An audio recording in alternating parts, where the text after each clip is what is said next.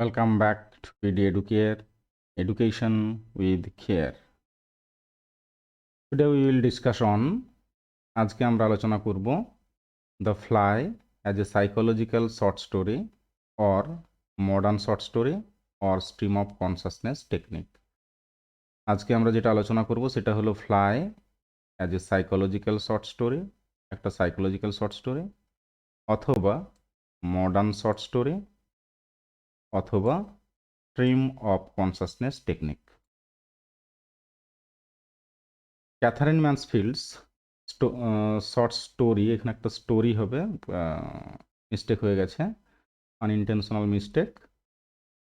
Catherine Mansfield short story the fly, এখানে একটা story হবে, আবারও রিপিট করলাম, short story. Katherine Mansfield short story the fly is a modern short story. Katherine ম্যানসফিল্ডের the fly হলো একটা আধুনিক ছোট গল্প।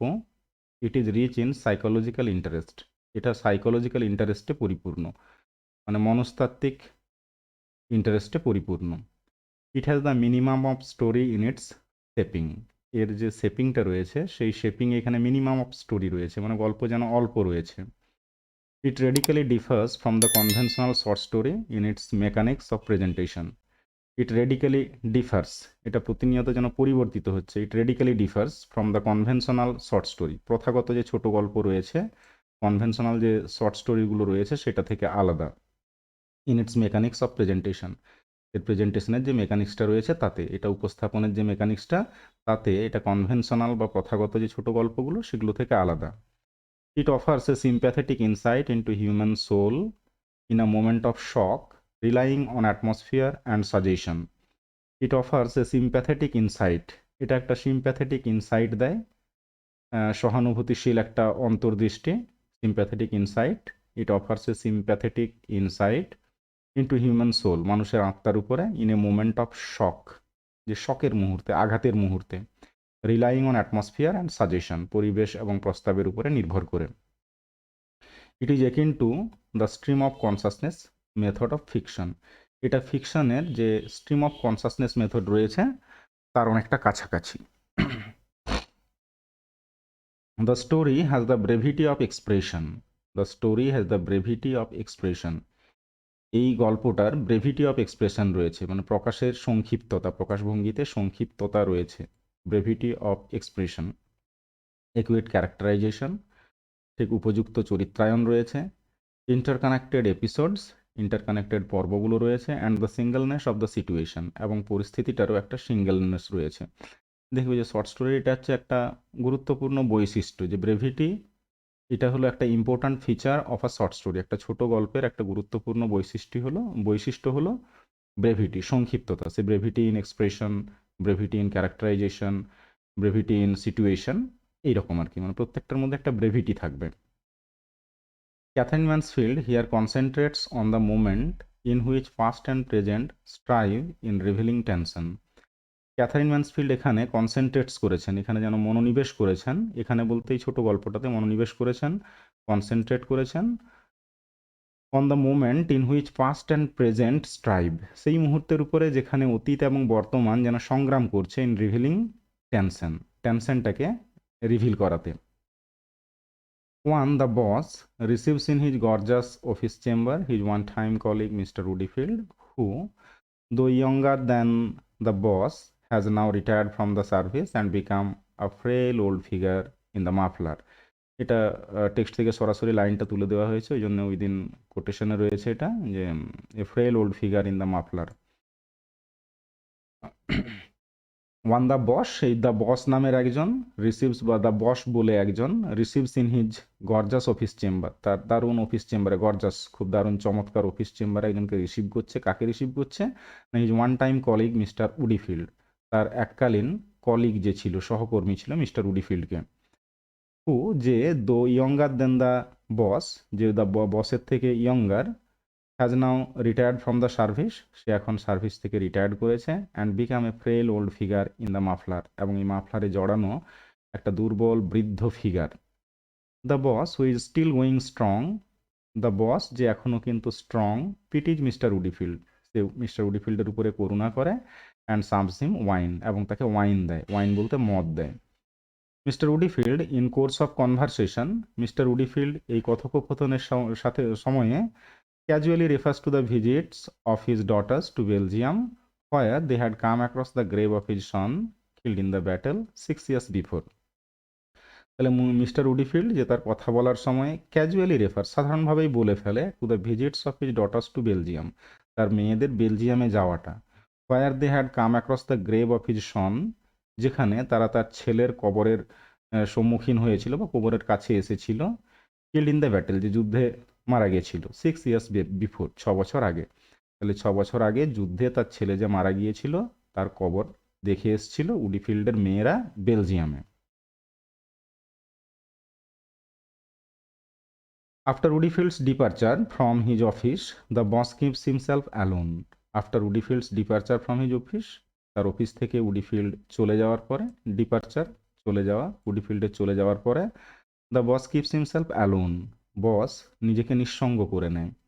হি finds a fly in his broad ink pot, takes it out, places it on a piece of blotting paper and drops blots of ink on it repeatedly to watch its successive attempts to cleanse itself and to come back to life until dies into the process. He finds a fly in his broad ink pot. তার এই চাওড়া বা বড় ink পটে সে একটা মাছিকে দেখতে পায়। Text it out, এটাকে বাইরে নিয়ে আসে। Places it on a piece of bloating paper, দিয়ে একটা ব্লটিং পেপারের উপরে এটাকে রাখে। ব্লটিং পেপার মানে যে কালি শুষেন এই যে পেপারগুলো, ব্লটিং পেপার, সেই ব্লটিং পেপারের উপরে মাছিটাকে রাখে। অ্যান্ড ড্রপস ব্লটস অফ ইঙ্কস, এবং কালির ফোঁটা ফেলে অন ইট, এটার উপরে রিপিটেডলি, বারংবার। To watch it successive attempts, এর পরপর প্রচেষ্টাগুলোকে দেখার জন্য। সাকসেসিভ অ্যাটেম্পস, পরপর প্রচেষ্টাগুলোকে, মানে একবার কালি ফেললো তখনও প্রচেষ্টা করলো, সেকেন্ড টাইম কালি ফেলছে তখনও প্রচেষ্টা করছে। যে সাকসেসিভ অ্যাটেম্পসগুলোকে, কিসের জন্য সে সাকসেসিভ অ্যাটেম্পস করছে? টু ক্লিনজ ইটসেলফ, এটাকে নিজেকে পরিষ্কার করার জন্যে। And to come back to life, এবং প্রাণে ফিরে আসার জন্যে। Until dies into the process, যতক্ষণ না পর্যন্ত এই পদ্ধতিতে মারা যায়। এই পদ্ধতিতে বলতে যে কালি ফেলা, কালি ফেলার পরে নিজেকে পরিষ্কার করা। তাহলে এই পদ্ধতি, এই প্রসেসের মধ্যে যতক্ষণ না মারা গেছিল, যতবারই কালির ড্রপ এই মাছিটার উপরে ফেলা হয়েছিল, ফ্লাইটার উপরে, সে কিন্তু সাকসেসিভ পর পর প্রচেষ্টা করে গেছে নিজেকে পরিষ্কার করে প্রাণে ফিরে আসার জন্য। He is seized by such a grinding feeling of wretchedness that he feels positively frightened. এটাও দেখো যে কোটেশনেরটা, টেক্সটের লাইনটা সরাসরি আছে। He is seized by such a grinding feeling of wretchedness, সে এতটা দুর্দশার অনুভূতিতে পূর্ণ হয়ে যায় that he feels positively frightened, যে প্রচুর ভয় পেয়ে যায়। এটা বস আর কি, বসের ক্ষেত্রে এরকম কন্ডিশনটা হয়। He finds himself unable to recall what he has been thinking of. He finds himself unable to recall, সে দেখছে যে নিজে মনে করতে পারছে না। What he has been thinking of, সে কি ভাবছে, সে কি ভাবছিল সেটা সে মনে করতে পারছে না।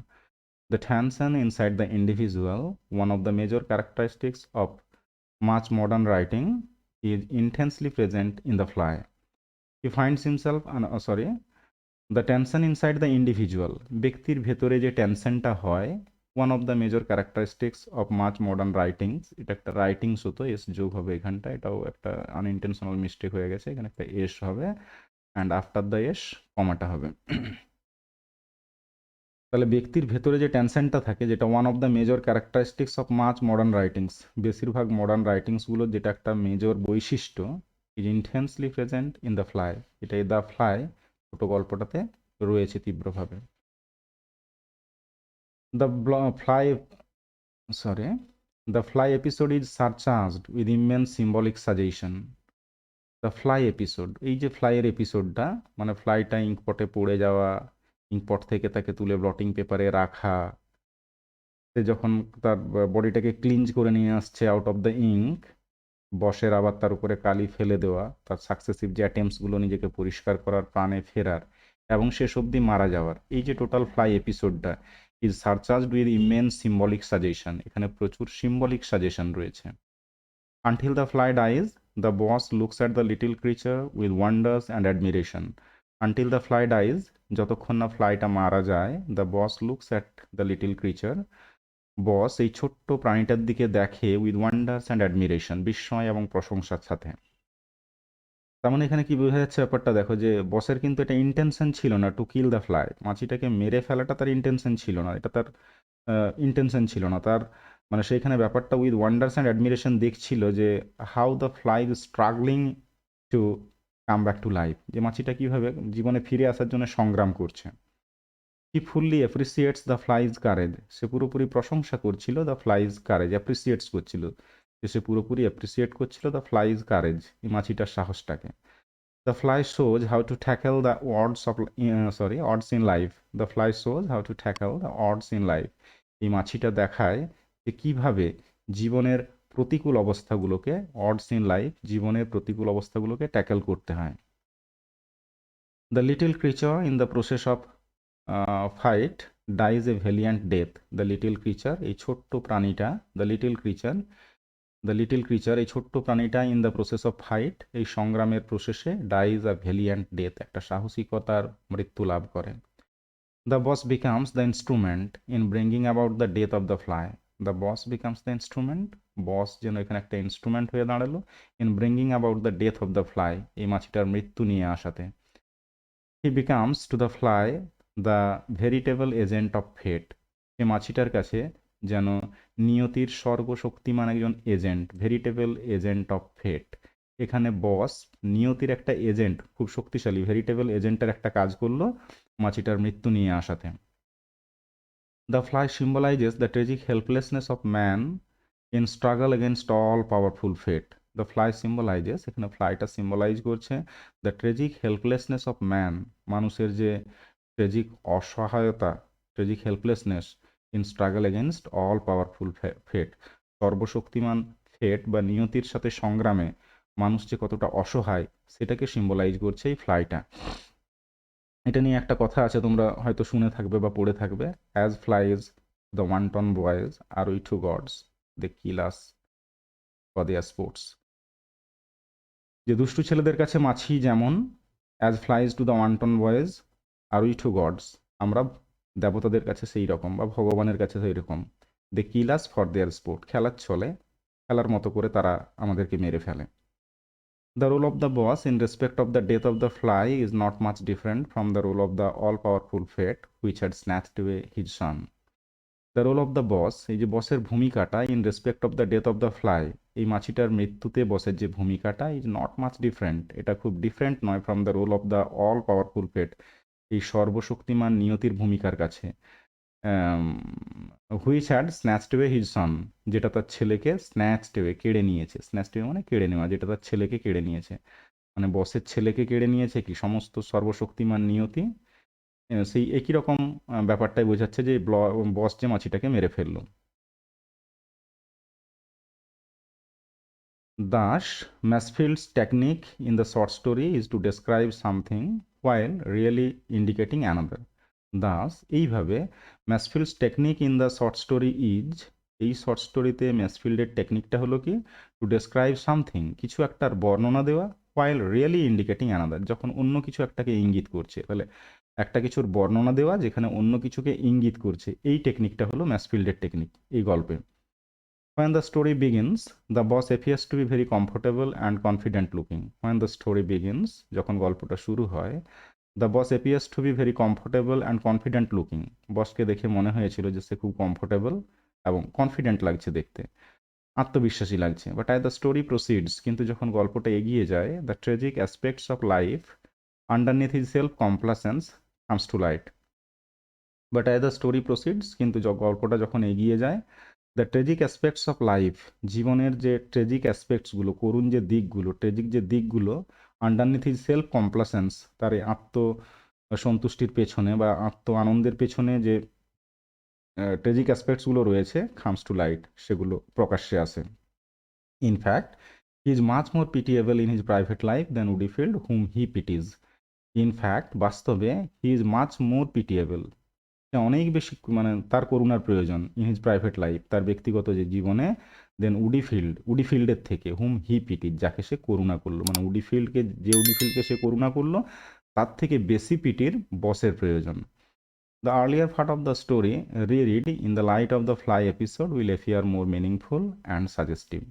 The earlier part of the story, এই গল্পটার আগের অংশটা, read in the light off the fly episode, যদি সেটাকে পুনরায় পড়া হয়, পুনরায় পড়া হয় in the light off the fly episode, এই ফ্লাই এপিসোডের আলোকে will appear more meaningful and suggestive. তাহলে এটা আরো বেশি মিনিংফুল এবং আরো বেশি সাজেস্টিভ মনে হবে। Hopefully it will come to your help. So today up to this. We will meet again in our next video. Till then, be happy, healthy, and take very good care of you and of your study.